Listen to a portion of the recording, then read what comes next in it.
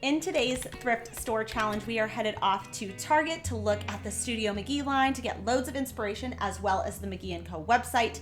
And then we are headed off to the thrift store to see what we can come up with for a whole lot less. With that being said, let's go ahead and get started.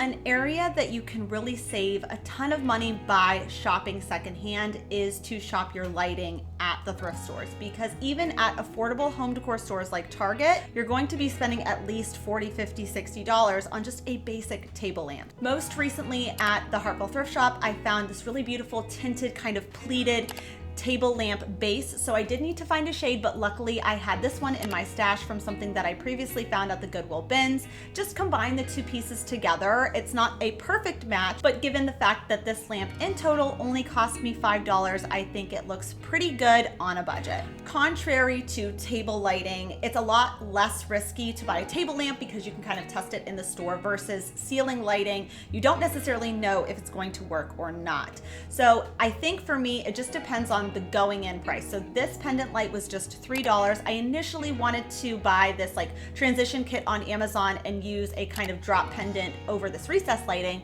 but it was just too small for that space. So rather than be out $3, I was trying to rack my brain, what else could I do with this? So I decided that I wanted to make a little martini side table using this drop pendant light. These little modern sculptural martini side tables can be oftentimes kind of expensive, even at affordable stores like Target and HomeGoods. So I decided that the first thing I wanted to do, I didn't want to remove the electricity completely should I want to use this in a different capacity later, but I did need to cut it down so that way I could place this anchor inside, so then that way I could take this old kind of marble base that I had from a paper towel holder and screw those two pieces together. And that is only to give me more surface area to connect a new top. HomeGoods was having a clearance event, so I was able to find a lot of these little wood risers and cake stands for just $4 a piece. I used E6000 for this project because I wanted it to be very sturdy. I also painted this wood top black just to make it feel a little bit more uniform. This table cost me under $10 and I think looks really chic, really modern on a budget.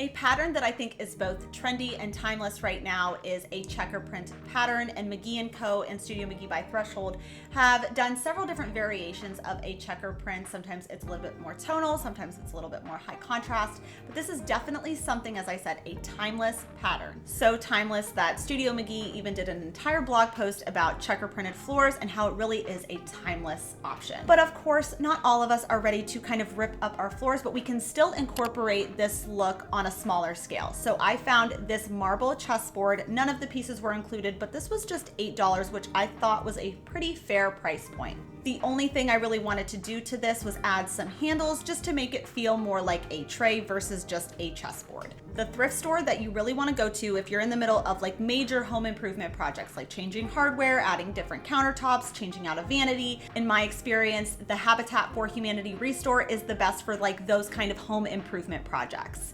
Over time, I've collected several different types of hardware that I kind of keep in a bin, and I just pulled two of those out of there that were skinny enough that they could just sit right outside of the actual chessboard, and I just attached these with E6000. So if you know marble, this is obviously a very heavy board. I would never pick this board up using these handles because even with E6000, they would probably fall off. But for decorative purposes, I think this looks very chic, very timeless. And again, it was done so for just about the $10 price point.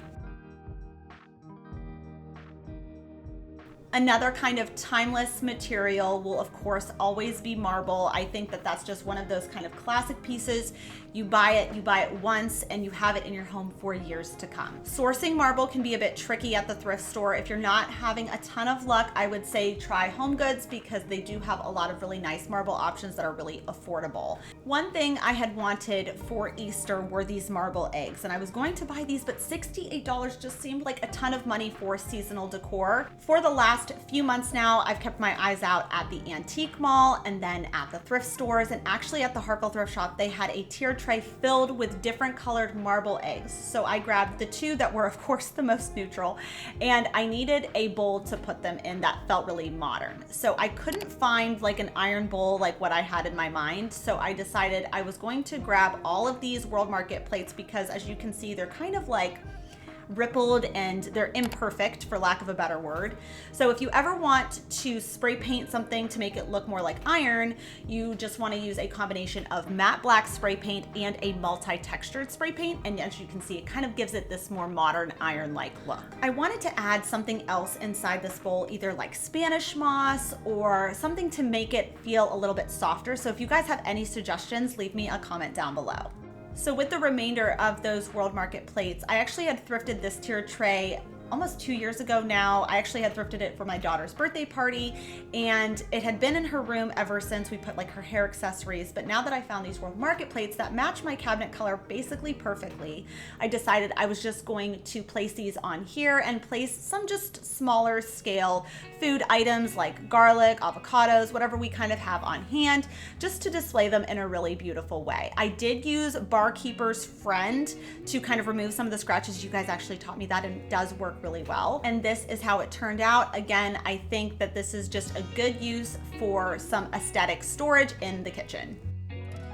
Moving right along now into storage baskets. This is always one of those areas in the Studio McGee line through Target that I'm always having a little bit of sticker shock because it just seems a little bit overpriced. So if you're not really one for the thrift store, I would definitely recommend maybe like a Home Goods or Marshalls instead of Target. But for me, you guys know I'm a thrifty girl, so of course I always keep my eyes out at the thrift store for more like really like large baskets, because that's where things can get really expensive. Ended up finding this one for just $5. I thought the color was really nice, the scale, so it was a really nice large basket, and I've been needing one for my bedroom. So one thing that I've seen on MCGEE CO and I believe Pottery Barn is they have these kind of woven baskets on wheels, which I think is perfect for like a laundry situation. I love these wheels from Amazon. They kind of have more of a vintage-like look, which I do like incorporating in my space, but I needed something for them to kind of catch on to. So I cut this piece of wood down from the Dollar Tree with my miter saw, and I'm just going to place them on either side. And on the bottom, I'm going to kind of screw those wood pieces together with these wheels, so that way the wheels stay in place. I did have to remove sections of the wicker from the bottom just to make sure the bracket for the wheel would stay nice and intact, and I just repeated that process until all 4 of the wheels were applied. In the future, I'd like to make a insert, like a linen insert for the basket, so that way I can easily grab my laundry and go. But for the meantime, I think this is a great thing to put some extra textiles in here in a beautiful way. Another woven I found recently at the bins was this Pampered Chef woven tray, and the new drop for the summer outdoor line had this really beautiful tiered kind of woven bar cart situation. And some of you might remember when I found this in a Hobby Lobby dupes video, and I just spray painted it and made it look a lot more like the one from Hobby Lobby.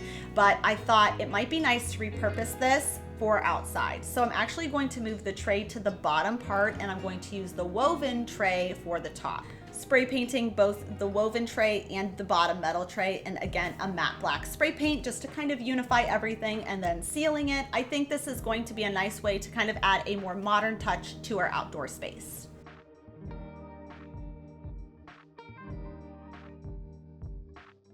Moving along now into artwork and mirrors. So I kind of look at this in 4 sections. So the first section would be MCGEE CO. That's going to be your most expensive. Those are going to be sourced sometimes from antique stores. They're truly antique or vintage pieces of artwork. Then they kind of do this like replica version, which is what you'll see at Target, which that's fine, but I prefer going the antique route, which would be kind of like the 3rd section, because a lot of times you're finding a truly vintage or antique piece of artwork for the same price that you would be paying at Target, but it's unique and special to you. And then of course the 4th would be your thrift store. You can find really beautiful pieces of artwork. It's just a little bit trickier at the thrift store. There's a lot more digging involved. So lately for me, what I have found is when I go the antique route, I know I'm paying a little bit more, but I feel like I hold on to those pieces a lot longer.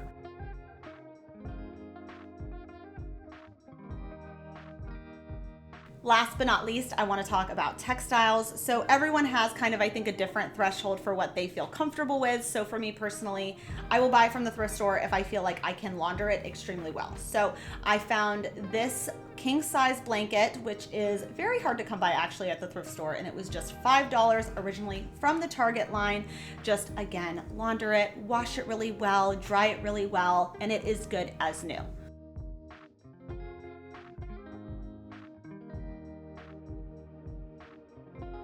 Same deal for me with the pillows. I personally like to add my own inserts because I can't really wash the inside of the pillows, but if I can wash the outside, I have no problem with that. So I'm gonna remove this insert, donate it back to the thrift store. And then with this one specifically, after I washed and dried them, there was a lot of pilling happening. So I just used this electric fabric shaver to kind of remove as much as I could. Pillows like these from MCGEE CO can cost upwards around $100. And I think that I get a really similar look on a budget of just $3 a pillow. And that really wraps it up for today, you guys. Thank you so much for watching. Let me know down in the comments which find or DIY project was your favorite. And also let me know if there's any other stores or websites you would like to see this style of a video too. With all that being said, I hope everybody has an amazing week, and I will see you guys next Sunday. Bye for now.